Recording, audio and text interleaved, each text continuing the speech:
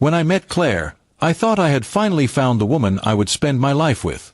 She was beautiful, smart, and had a laugh that could light up a room. We got engaged after 2 years of dating, and everything seemed perfect. Our families got along well, and everyone was excited about our upcoming wedding. I had no idea that behind the smiles and wedding planning, Claire was hiding something that would shatter both our lives. It started with small changes in her behavior. She became more secretive with her phone, stepping outside to take calls and locking her screen whenever I came near. She began spending more nights out with friends, and would come home later than usual. I asked her about it a few times, but she always brushed it off, saying I was overthinking. I wanted to trust her, so I let it go, until the truth came out in the worst way possible. One Saturday morning, I got a call from her brother. His voice was shaky, and he asked if I was sitting down.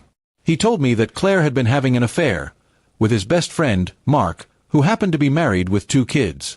My stomach dropped. I couldn't believe it. I thought maybe it was a misunderstanding, but when I confronted Claire, she didn't deny it. She just stood there, crying, and said she didn't mean for it to happen. The more I learned, the worse it got. This wasn't a one-time mistake. Their affair had been going on for almost 6 months. Mark's wife found out the same day I did, and their marriage fell apart instantly. His kids were devastated.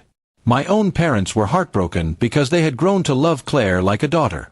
In one moment, 2 families were completely destroyed. Claire begged me to forgive her. She claimed she had ended things with Mark and wanted to work on our relationship. She said it was a moment of weakness, and that she didn't want to lose me.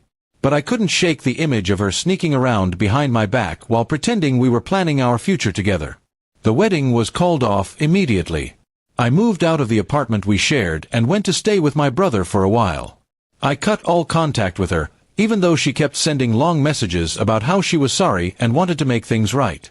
My friends told me I was doing the right thing, but some people, mainly her side of the family, said I should give her a second chance. It was hard to hear them say I was throwing away what we had. To me, what we had was already gone. Trust, once broken like that, can't just be glued back together. Every time I thought about her with Mark, I felt sick. I couldn't imagine ever being able to look at her the same way again, let alone marry her. Her mother even showed up at my workplace one afternoon, crying and saying Claire was depressed and couldn't eat or sleep. She begged me to at least talk to her. I told her I was sorry for what her daughter was going through, but I wasn't going to put myself back into a relationship where betrayal was already proven. Weeks passed, and the gossip spread in both our families. I became the cold one who wouldn't forgive, while Claire played the role of the heartbroken fiancé who made a mistake. But I knew the truth. This wasn't just a small slip-up, it was a long, deliberate choice. Mark ended up moving away after his divorce, and Claire kept working at the same job.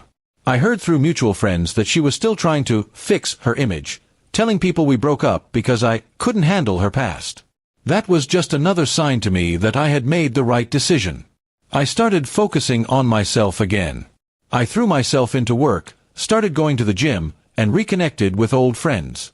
It wasn't easy, but slowly I began to feel like myself again. The more time passed, the more I realized how toxic the relationship had been without me even noticing. One day, months later, I ran into her at the grocery store.